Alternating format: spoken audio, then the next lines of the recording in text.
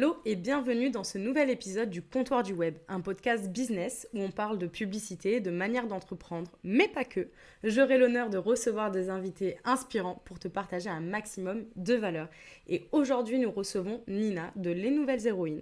Tu es thérapeute et tu accompagnes les femmes rondes à faire la paix avec leur corps et leur poids afin de vivre pleinement une vie épanouie et sans complexe, que ce soit dans l'entrepreneuriat ou que ce soit dans la vie de tous les jours. Je suis ravie de te recevoir, Nina. Merci beaucoup d'avoir accepté l'invitation. Aujourd'hui, tu es là justement pour qu'on puisse parler d'estime de soi, de solitude aussi quand on entreprend, qui est un réel sujet qui touche, je pense, pas tous les entrepreneurs qui travaillent de chez eux en tout cas. Je suis très contente, que tu sois là, Nina. Merci beaucoup de me faire cet honneur, de prendre de ton temps pour venir échanger sur le comptoir du web. Comment est-ce que tu vas? Écoute, ça va, je prends plaisir en ce moment. Là, j'avais déjà eu un podcast à enregistrer un peu plus tôt dans la semaine. Là, maintenant, je tutoie et puis ça fait du bien parce que on va parler de solitude, mais je me sentais très seule en ce moment, donc ça fait du bien de voir des gens. Bon, ben, tant mieux. Oui, parce que nous, on se voit. Vous voyez pas la vidéo, mais nous, on est en vidéo, donc c'est toujours quand même plus agréable pour discuter. Est-ce que tu voudrais ajouter des petits points aussi sur ce que j'ai dit par rapport à ta présentation, sur le fait que toi, tu accompagnes justement les femmes avec ton programme Les Héroïnes Solo à s'accepter aussi comme elles sont, hein. Toutes les femmes, on parle pas que des entrepreneuses, on parle vraiment de toutes les femmes Oui. qui ont envie de se réconcilier avec son corps, puisque c'est un peu un combat, un parcours du combattant, cette thématique-là, j'ai l'impression. Oui, totalement. Ouais, ouais, c'est ça. Du coup, ouais, je suis thérapeute. J'ai travaillé plusieurs années dans le milieu de l'obésité. C'est un milieu qui m'a beaucoup appris sur le poids, sur, l'estime de soi, sur l'image corporelle, sur la santé.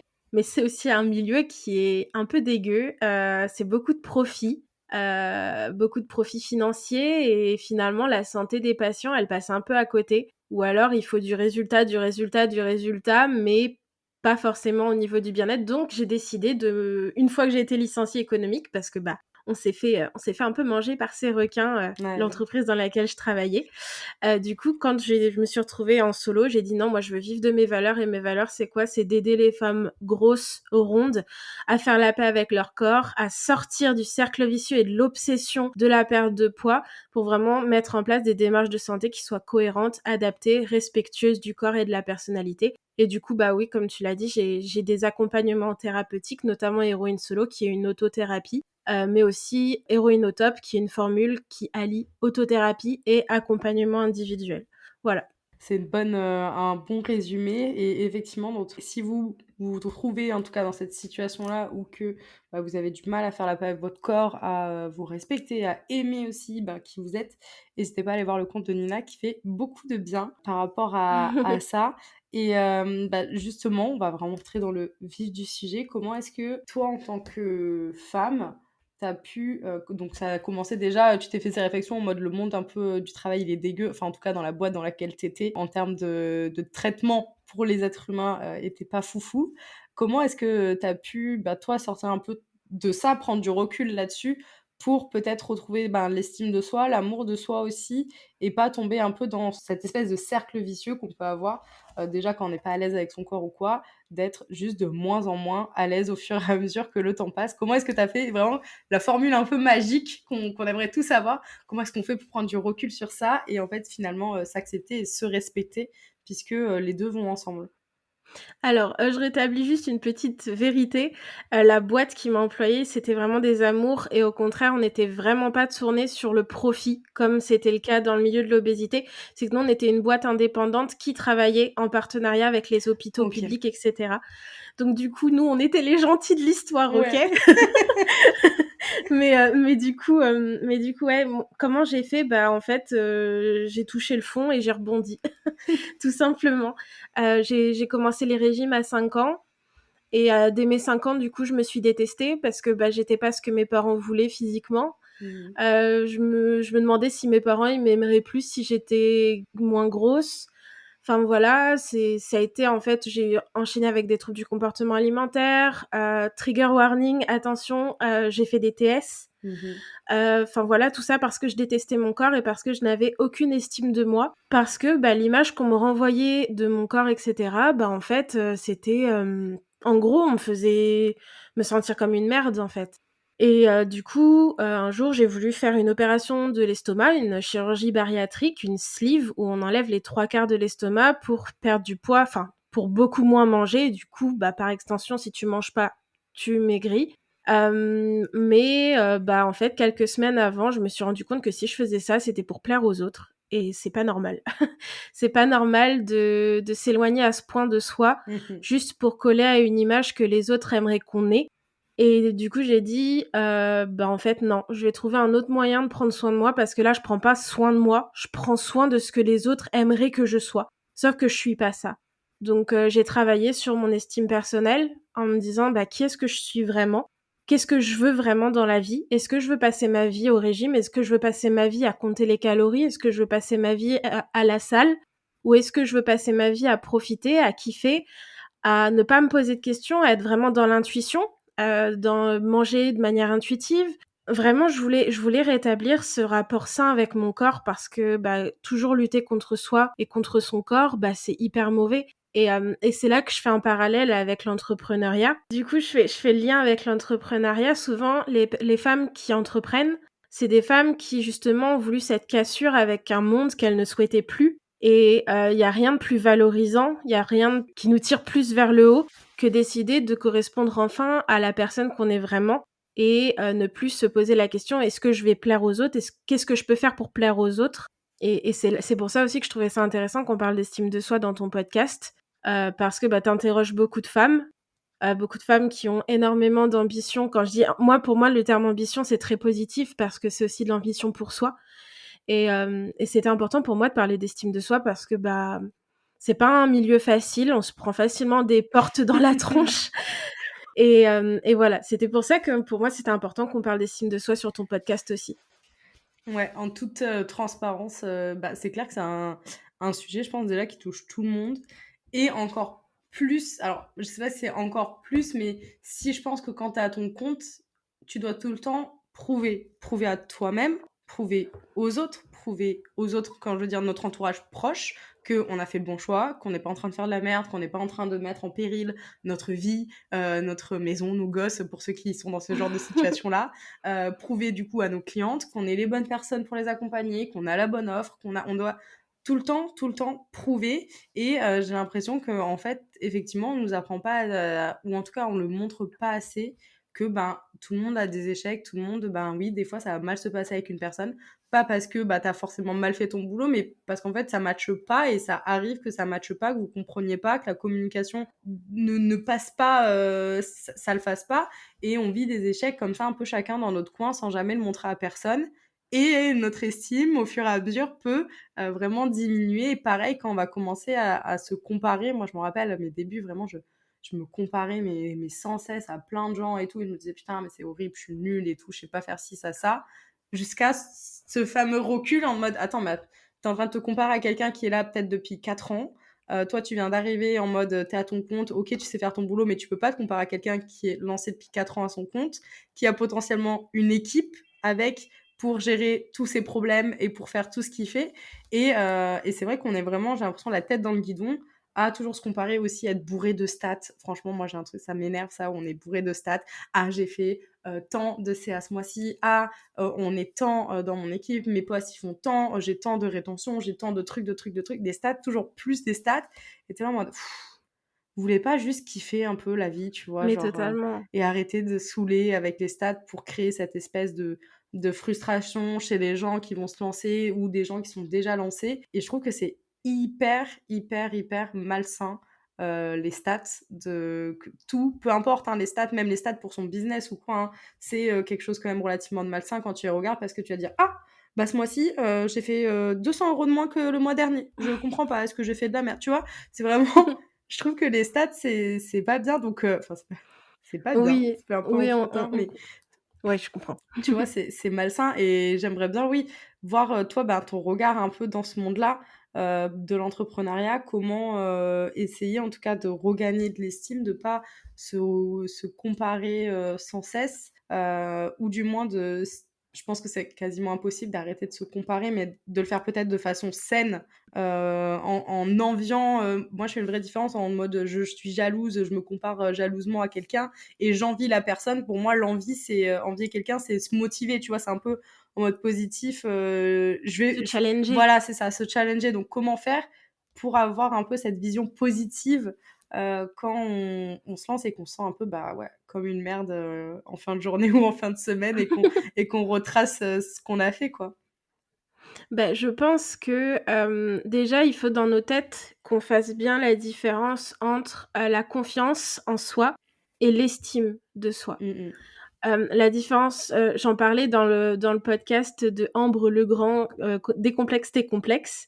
Il y a vraiment une différence entre l'estime de soi et la confiance en soi. L'estime de soi, c'est une évaluation globale qu'on fait de soi-même, par soi-même, pour soi-même et la confiance en soi, c'est, l'addition des compétences qu'on peut avoir dans un domaine particulier. Par exemple, je reprenais cet exemple-là. Moi, j'ai beaucoup de confiance en moi quand il s'agit de faire des séances de thérapie, d'accompagner les gens ou même de créer des programmes thérapeutiques. Mais par contre, bah, tu me mets dans une pièce de matheux à faire des maths, là, j'ai zéro confiance en moi, c'est mort. Hem Il faut savoir pour moi, pour tirer du positif de l'entrepreneuriat et de son aventure entrepreneuriale, il faut savoir se dire: «Qu'est-ce que j'ai déjà fait? Qu'est-ce que j'ai déjà réussi?» hem et surtout, apprendre de ses échecs, apprendre de ses erreurs. Parce que si on reste bloqué sur des échecs et des erreurs ou si on les reproduit d'une manière différente, on restera toujours dans ce cercle vicieux plutôt que se tirer vers le haut. Et du coup, moi, s'il y a une question que je me pose fréquemment quand j'ai des périodes de doute, parce que, bah, en fait, on peut être thérapeute, mais on peut aussi avoir des périodes de doute. On reste des êtres humains. On n'est jamais parfait, personne n'est parfait. Moi, quand j'ai des périodes de doute, je me dis: «Attends, repense à la Nina que tu étais il y a 1 an et qu'est-ce que tu as abattu comme travail pour en arriver là?» Et ça me fait rire quand tu parlais tout à l'heure des stats et tout, des chiffres, parce que, en fait, tout est tellement relatif. Hier, on a eu cette discussion toutes les 2. Avec, Marine, on parlait du Mmh. coup par message sur Insta et elle me Exactement. dit: «Alors ce 1er mois dans l'entrepreneuriat», oui, parce que moi je suis lancée dans mon activité depuis le 1er janvier, même si ça fait 1 an que je construis mon Mmh univers. mh. Oui, officiellement sur papier, hein. Ça fait 1 an que tu taffes, hein. On va juste dire, voilà, tu vois? Encore un chiffre, encore une Voilà, c'est donnée qu'on ça. s'en fout. Ça fait tu vois? Juste officiellement, je déclare depuis 1 mois, mais ça fait 1 an que tu taffes à préparer ça, quoi. C'est ça et du coup, Marine, elle me dit: «Alors, comment ça se passe?» Je dis: «Bah, écoute, j'ai fait, X de chiffre d'affaires». Elle me dit: «Non, je te demande combien tu as de clientes pour savoir si tu es dans les cor», et en fait, on se met tellement la pression avec les chiffres, Mmh mh. tellement la pression avec ce besoin de prouver, de se dire, «Ouais, bah, en fait, moi, j'y arrive» et cetera. Parce que c'est vrai que, comme tu disais, on a ce stress de la famille. Moi, j'ai embarqué mon mari dans mon histoire, de: «Ouais, je veux devenir entrepreneur». Il me dit: «Je me fais que 1 200 €, donc tu as intérêt à ce que ça marche parce que sinon on va galérer». Mais ouais, on a toujours ce besoin de prouver les choses, aux uns et aux autres et même à soi-même. Mmh mh. Parce qu'en fait, on décide, c'est un choix inconscient qu'on fait, mais on décide de laisser la pression des autres nous envahir et ça, c'est important que, bah, dans cette solitude que peut être l'entrepreneuriat, de quand même se contenter de sa propre vision des choses, son propre accompagnement, de s'auto-accompagner soi-même et de mettre un peu la pression extérieure de côté, de réussir à ranger dans des cases. Qu'est-ce qui vient de moi? Quelle pression vient de moi? Et quelle pression est-ce que je me mets? Et qui trouve sa source à l'extérieur. C'est réussir à canaliser un peu les sources de pression pour que, bah, on prenne de la distance avec elles et que ça nous atteigne moins dans notre estime personnelle, mais aussi dans la confiance qu'on peut avoir à exécuter certaines tâches. Mmh. Et c'est très juste ce que tu dis et surtout quand tu dis, ça en c'est quelque chose que je fais pas assez pour moi, mais que je dis souvent, de se comparer à il y a 1 an, qu'est-ce que tu as fait en fait dans l'année que tu t'étais enfin ou, là ce que tu viens de faire cette année, OK, et compare-toi à la toi de il y a 5 ans. Est-ce que la toi d'il y a 5 ans, s'aurait dit: «Ah putain, tu es capable de monter une entreprise, de former des gens, d'avoir des résultats, d'avoir des clients satisfaits?» Je ne pense pas, tu vois? Donc Mmh. là, tu as toi actuellement, tu penses que tu vas pas réussir plein de trucs, mais dans 5 ans, tu seras là en mode: «Putain, mais en fait, tout ce que je pensais pas faire, je l'ai fait, j'y suis arrivée, je me suis pété la gueule, je me suis relevée». Parce qu'il y a ça aussi, le fait que quand tu parlais des échecs, de les regarder, d'essayer de les comprendre et c'est important en fait de les accepter aussi et pas de se morfondre, dans l'échec et de le prendre un peu comme un prétexte de: «Ah ben j'ose plus, tu vois, lancer quelque chose, faire quelque chose parce que ça n'a pas marché».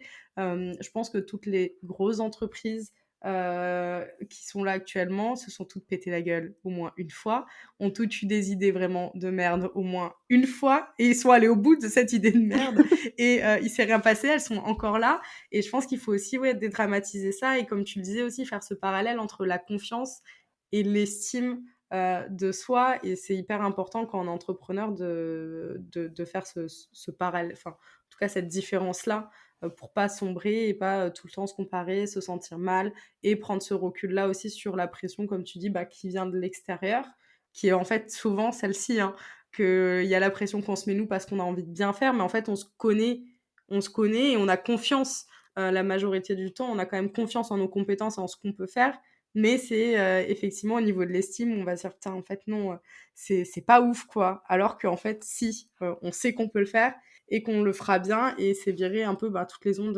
négatives ou les pressions ou les questions un peu, mal intentionnées qu'on peut recevoir. C'est vraiment faire ce recul-là et j'imagine que, ben, bien s'entourer, ça fait aussi partie, de ça et ça change clairement la donne que de rester seul dans son coin et encore plus quand on travaille de chez soi, dans son bureau, qu'on voit pas grand monde à part, son chéri, ou sa chérie ou peu importe, ou son chien ou personne même, de la journée, c'est encore plus important. Ouais, totalement et en plus, il y a cette problématique, moi, je sais que je m'y suis heurtée parce que, je suis arrivée un peu dans ce milieu d'Instagram, faire du réseautage et cetera, plus tard que toutes les personnes avec qui je réseaute aujourd'hui, dont toi et il y a un peu aussi ce côté de comparaison. On en parlait, tout à l'heure. Moi, jamais j'aurais cru que, Marine, accepterait de faire un podcast avec moi. Jamais j'aurais cru que, j'ai un podcast qui est prévu, qui doit être enregistré avec une grande psychothérapeute que j'aime beaucoup, qui est Anne Pioz. Et en fait, c'est moi je pense que à partir du moment où on colle un maximum aux valeurs qui nous ont poussés à faire de l'entrepreneuriat, il y a toutes les portes qui s'ouvrent en fait. Moi, quand je me suis lancée dans l'entrepreneuriat, je m'étais dit jamais je me lierai d'amitié entre guillemets ou jamais je réseauterai parce que bah en fait c'est un monde de requins et moi je fais confiance à personne. Et au final, comme dans mes valeurs profondes, il y a la bienveillance, la compassion, l'entraide. Bah finalement, je me suis ouverte à des personnes comme toi, par exemple, comme Marine du compte fondatrice, comme je regarde je regarde un peu autour de moi, mais Mmh. euh, oui, j'ai tellement de monde en fait, finalement. J'ai Anne Pieuse, j'ai Lisa de mon gros podcast, etc. Il y a toutes ces personnes finalement auxquelles je m'ouvre et qui font déjà qu'on se sent moins seul et qui en plus nous nourrissent nous dans notre travail. Et souvent quand on se lance dans l'entrepreneuriat, c'est aussi pour avoir une vie professionnelle qui soit alignée à nos valeurs. C'est pour pouvoir vivre de nos valeurs parce qu'on passe beaucoup plus de temps au boulot que dans notre vie perso et si on a un boulot dans lequel on vit pas avec nos valeurs, on vibre pas en fonction de nos valeurs, bah finalement on se crache. Donc dans ce côté aussi solidarité ou moins solitude du coup, il y a aussi une part de valeur qui doit s'y retrouver et ouais, c'est super important et je suis en train de perdre le fil de ce que je suis en train de dire parce que je suis très animée. Mais en tout cas, j'espère que tu as compris ce que je voulais dire, Marine. J'ai compris ce que tu voulais dire et c'est bien ce que tu soulignes parce que souvent on a cette impression quand on débarque sur un réseau social, je prends donc dans mon cas, quand j'ai débarqué par exemple sur LinkedIn, et que je suis repartie entre-temps, mais je suis restée un petit moment quand je m'étais décidée, j'avais l'impression qu'en fait, tous les cercles, d'entrepreneurs, un peu, bah, comme il y a sur Insta et j'imagine que c'est ce que tu as voulu dire quand tu t'es exprimée. Tu as l'impression qu'ils sont fermés, tu sais, que c'est déjà des groupes, solides et tu te dis: «Putain, je vais pas être la petite nouvelle, qui débarque, on va être coucou, machin, on se connaît pas, Nina dans le dev et tout». Alors qu'en fait, si, c'est hyper, je pense que comme tu le dis, quand tu arrives avec tes bonnes valeurs, avec ta bonne énergie, tu vois, bah, les portes s'ouvrent et tout est possible et c'est ça qui est super chouette et c'est pour ça que j'adore actuellement l'application Strad et que je m'éclate dessus et que vraiment parce qu'on peut parler avec tout le monde, on peut parler avec des personnes où franchement vraiment je m'étais dit mais et alors que des personnes que j'ai vues sur d'autres réseaux, je me suis dit putain mais jamais je ne pourrais m'entendre avec ce genre de personnes là Et en fait, pas du tout, parce que ça nous permet aussi sur d'autres réseaux de découvrir les personnes un peu différemment et d'avoir envie d'aller vers elles et d'échanger pour plus se sentir seul. Et c'est vraiment ça qui fait toute la différence. Avoir des personnes avec qui tu sais que tu peux te livrer quand ça va pas, quand tu as un échec, quand tu as un doute, quand tu as une réussite aussi, puisque faut partager aussi ses réussites. Et ça change vraiment la donne d'avoir un cercle solide sur qui tu peux te confier, qui comprend aussi ce que tu dis, puisqu'on en parlait, c'est bien beau. Alors franchement, j'ai de la chance, hein, je touche du bois. Je suis super bien soutenue par mon chéri et tout, c'est pas ça le problème, mais c'est juste qu'il capte pas, quoi, tout Mais ce que je tellement, raconte. mais la même. Il capte pas la pression que je me mets quand je vais réussir un lancement, et tout ça, enfin, tu vois? Et c'est pas, je sais que c'est pas contre sa volonté ou quoi, il y met tout son cœur, toute son énergie et tout, c'est vraiment pas ça. C'est juste que il vit pas la situation, il est pas dans le même milieu, du coup, il vraiment, il regarde ça d'un autre œil. Et, et c'est vrai que ça peut, en tout cas, de mon côté, être frustrant des fois, où je le dis, putain, et tu comprends pas, tu comprends pas, c'est vraiment, je passe pour la méchante, en mode, tu comprends pas et tout, il y a ça, tout ça. Et puis en plus, lui, il est très zen, très à la cool et tout, ça, où tout va bien aller. Et moi, je suis vraiment un peu l'opposé. Et donc, c'est pour ça que c'est important d'avoir des personnes, comme tu le dis si bien, pour pas se sentir seule, avec qui tu veux partager ça pour le faire. Et donc, est-ce que toi, tu aurais des conseils pour des personnes qui, justement, osent pas aller parler avec des personnes où elles se disent: «Ah, je suis sûre que ça pourrait bien matcher, elle et moi, je suis sûre qu'on pourrait bien s'entendre», tu vois? Ou juste, qui osent pas aller parler avec des personnes, par peur de gêner, d'être de trop, Mmh. heu Effectivement, moi j'ai ma petite technique. Alors c'est ma technique perso, c'est pas du tout une technique thérapeutique ou quoi, mais c'est, de toute façon quand tu veux te lier avec une personne, moi je suis principalement sur Instagram, donc je vais parler sur Instagram, mais quand tu veux lier à une personne, c'est déjà que son univers te plaît. Parce que sinon tu serais pas intéressé par elle, donc interagir avec son contenu un maximum, genre: «Ah j'adore ce que tu mets et tout», et parce que, aussi ça vient de son cœur, c'est être sincère, c'est si on voilà. mmh mh.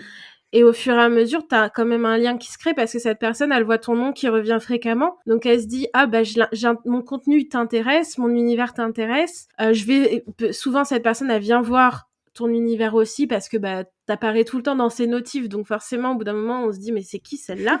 Et du coup, c'est comme ça que les premiers liens se créent. Après avoir interagi dans les publications, passer dans les stories, répondre aux stories, etc. Et au final, en fait, il y a des liens qui se tissent. On est un réseau social, donc le but, C'est le but, quoi. voilà, le but du réseau social, surtout quand on est entrepreneur, c'est de tisser des liens.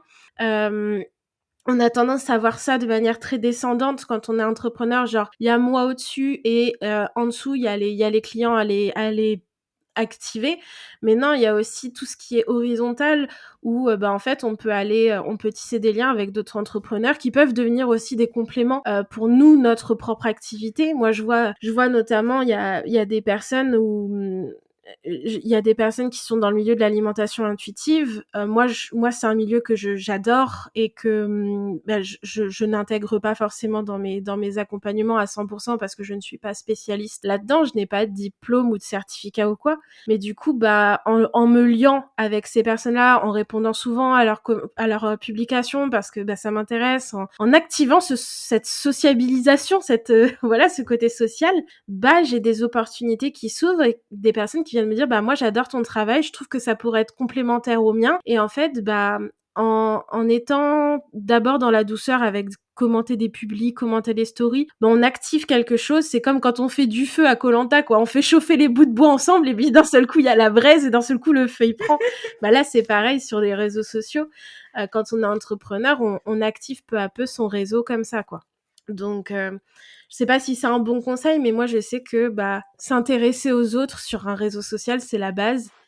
Et c'est ce qui permet d'activer ce réseautage et désamorcer la solitude. Exactement. Et je ferai un parallèle aussi par rapport à ça, c'est, il y en a qui ont peur des fois de paraître pour forceurs, pour, faillots, pour le dire poliment. Je vous rassure, ça se voit de suite, quand les intentions sont pas les mêmes. Quand, c'est pas sincère et que c'est pas juste: «Ah, j'ai envie d'aller vers cette personne parce que, ça m'attire, parce que j'ai envie de matcher et parce que je sais qu'on va bien s'entendre et que, ça va juste être des échanges cool avec elle». et «Ah, j'ai envie d'aller vers cette personne parce qu'elle va pouvoir m'apporter ça, ça, ça, ça, ça, ça, ça». Ça se voit de suite. Quand c'est Mmh. donc si on le fait de façon bien intentionnée, et qu'on va vers les gens, s'il y a pas de secret, ça se fera. En fait, c'est un peu comme dans la vraie vie, quand on est nouveau à l'école ou quand on débarque, en 6e. Moi, je me rappelle, j'avais tellement peur d'entrer en 6e. En plus, tu sais, tu es en CM2, ça y est, tu es le grand de l'école et là, tu repars et tu es rien du tout et tu te dis: «Putain, ça va être horrible, je vais connaître personne» et j'avais trop peur et en fait, c'est comme partout, tu arrives, tu connais personne et ben, Mmh. tu vas te faire des liens et tu vas vers qui? Ben, des personnes où tu te dis: «Ouais, bah, elle a l'air cool, j'ai envie d'aller, sympathiser avec» et puis ça commence par: «Ah, ben, j'aime bien ton sac à dos», pas et puis, ça finit par meilleure copine, tu vois? C'est vraiment, en fait, la même chose que dans la vraie vie et ça change vraiment la donne et moi je remercie vraiment, enfin je suis trop contente d'avoir pu trouver des personnes sur qui compter et à qui pouvoir écrire et j'ai des copines où je sais je peux leur écrire, n'importe quelle heure et qu'elles me feront un retour et qu'elles vont te rassurer aussi parce que c'est vraiment la grosse, je dirais même la plus grosse pour moi problématique des fois d'un entrepreneur, c'est d'être mal entouré quoi, ou pas entouré, encore pire quoi. Mmh. De pas être entouré ou d'être mal entouré, Ouais. par des personnes qui sont, négatives aussi. Il y a ça, qui pourrait même être encore un autre sujet, de quand on s'entoure de personnes, effectivement, de faire attention à pas s'entourer de personnes trop négatives parce que c'est contagieux, la négativité et si, dans notre cercle, on a que des personnes qui sont tout le temps en train de dire: «Non mais dans mon business, ça va pas, j'ai pas de clients, ça marche pas, personne like mes posts, je veux gagner plus de chiffres» et cetera, qui sont tout le temps dans la négativité, ben, forcément, nous, ça nous atteint et on va devenir pareil, quoi. Donc c'est aussi faire attention à ça, je pense, quand on veut pas, ou du moins plus trop, se sentir seul. Et après, est-ce que tu as d'autres astuces aussi pour, bah, justement aller vers les gens, rencontrer d'autres personnes, pour, ben, casser cette barrière, quoi, de la solitude, et le dire, «OK, c'est ciao», quoi? Bah, souvent dans l'entrepreneuriat comme nous on le voit, toi et moi, où on est beaucoup sur les réseaux, où on fait finalement du digital à 100, il y a souvent, des comment dire? Des systèmes de groupes, où on rencontre d'autres entrepreneurs et cetera. Là, moi, je sais que je suis sur le groupe, qu'a créé Charlotte de The My Moonway. Place, Oui!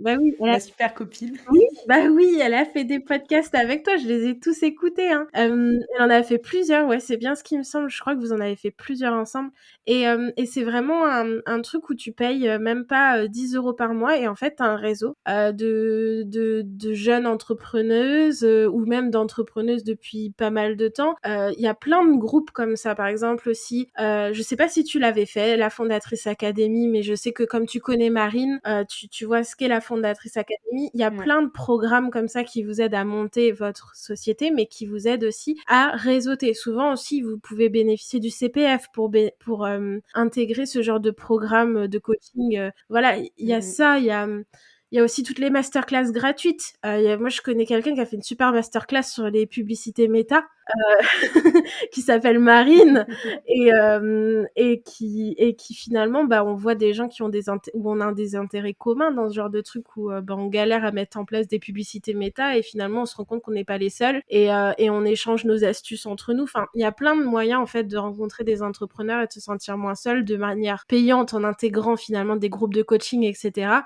ou gratuite en assistant à des masterclass, des visios et cetera où des liens se tissent. Exactement et c'est très bien ce que tu viens de dire parce que c'est comme dans la vie, il y a pas de secret. Si on veut aller plus vite, de façon plus simple et sans se prendre la tête et ben, on paye parce qu'on a des solutions qui sont faites pour ça et là où on va apprendre quelque chose dans un programme, on va aussi trouver un réseau et si on n'a pas envie de payer, ce qui peut se comprendre pour se former ou pour trouver un réseau, ben, c'est comme dans la vie, on va faire plus d'efforts, on va devoir peut-être plus sortir de notre zone de confort parce que là, cette fois-ci, on n'a pas trop de prétexte pour aller parler à la personne. Là où quand on est dans la même formation, c'est comme ça, hein.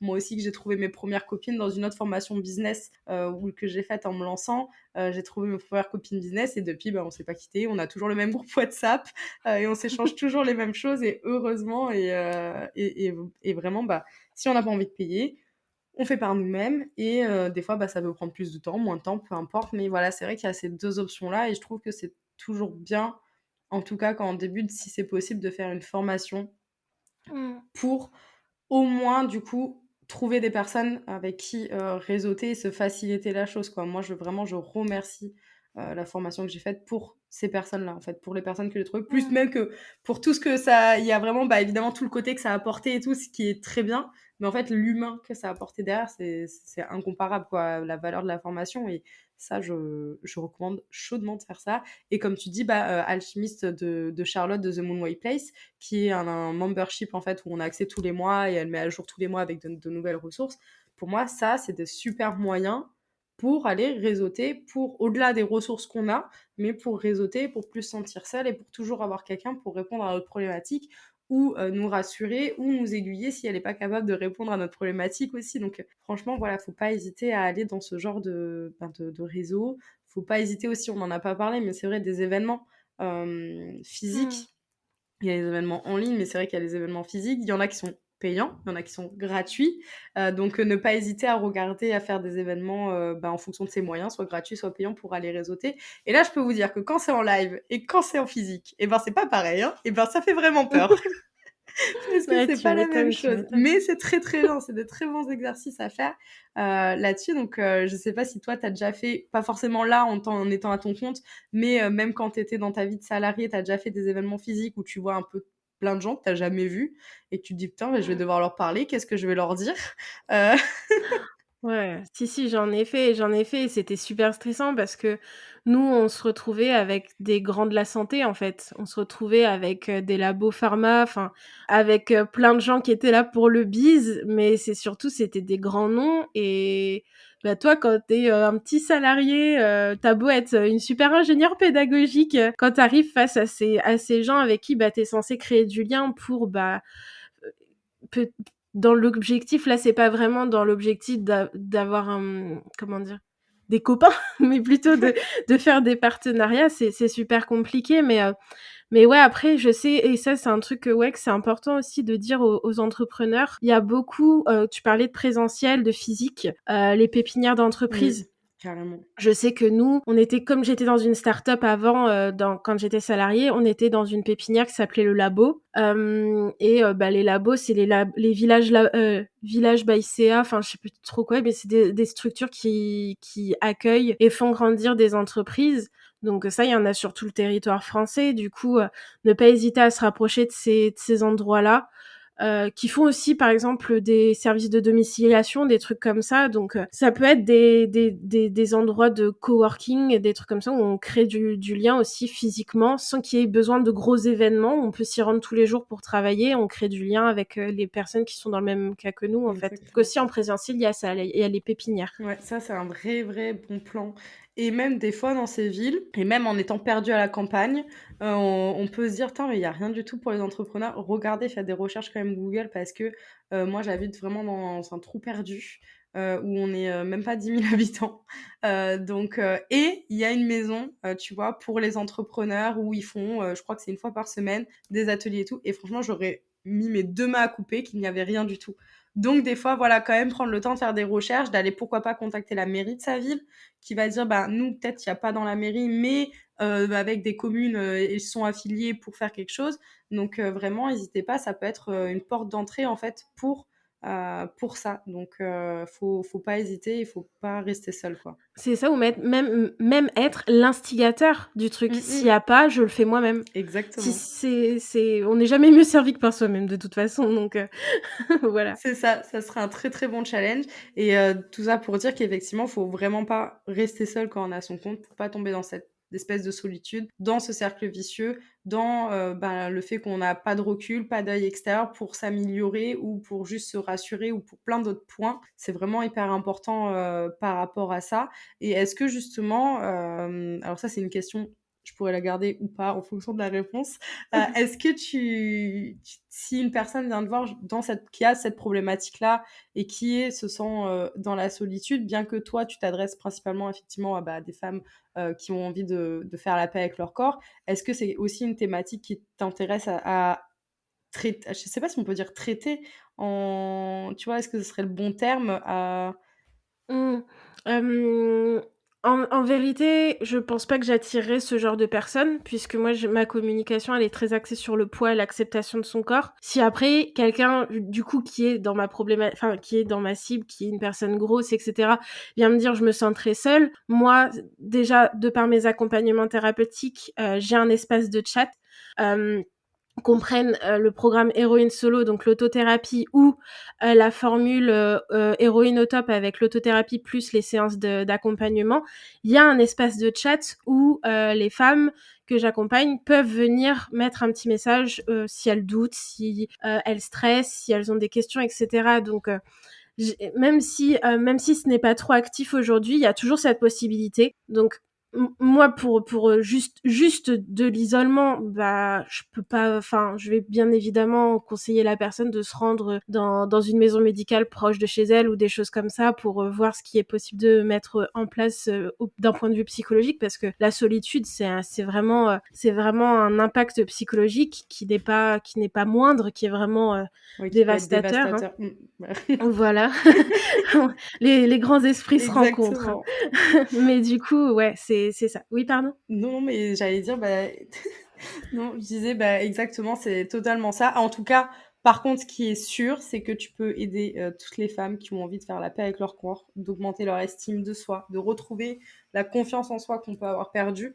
Franchement, allez voir Nina parce que vraiment, elle a tout le temps les mots justes. Elle fait de très bonnes publications aussi, qui Merci. permettent un peu, bah, de dédramatiser tout ça et je me retrouve beaucoup, hein, dans ce que tu dis. Tu vois, moi, ma maman, enfin franchement, elle m'a envoyée voir une diététicienne, je devais avoir, entre 10 et 12 ans, je me rappelle plus Mmh. trop.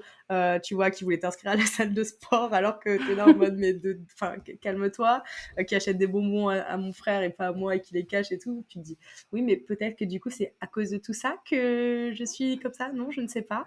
Et faire la paix avec son corps et donc vraiment bah, avoir des personnes comme toi qui aident à ça, à dédramatiser tout ça, à s'accepter, bah, ça fait du bien parce qu'on est dans une société où on nous apprend tout l'inverse Mmh. tout le temps et encore plus quand on est une femme ben, grosse, tu vois, et qu'on rentre pas dans du Zara et tout. C'est encore plus compliqué. Donc vraiment, n'hésitez pas à aller voir Nina si vous vous reconnaissez dans ces mots dessus, vous le regretterez pas du tout. Au contraire, bien au Totalement. contraire. Et j'ai juste une petite surprise pour les personnes qui écoutent ce podcast. Ouh.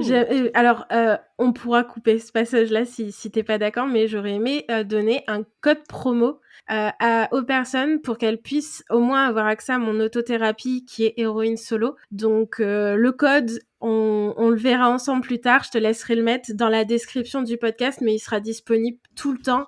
Je veux vraiment permettre au plus de femmes possible de pouvoir avoir accès à une autothérapie pour apprendre à accepter son corps, mais aussi à préserver sa santé à travers des démarches qui sont cohérentes, saines et respectueuses de leur corps et de leur personnalité. Bah parfait, je pense qu'on pouvait pas mieux finir ce podcast. Évidemment, le code promo sera en description, c'est avec grand, grand plaisir. De toute façon, il y allait avoir tes offres en description, donc c'est une pierre deux coups. Pour les personnes que ça intéresse, vous aurez un code promo qui sera du coup en dessous en fonction du mot et de ce qu'on Oui, aura, de ce que tu auras choisi, je mettrai ça. Donc vraiment, foncez. Merci beaucoup Nina pour ton temps.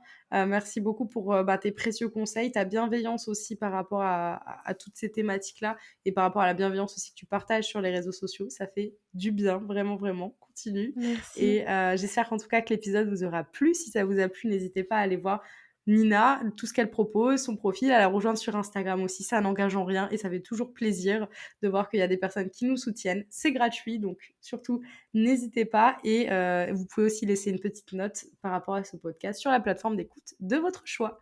Merci beaucoup. Merci.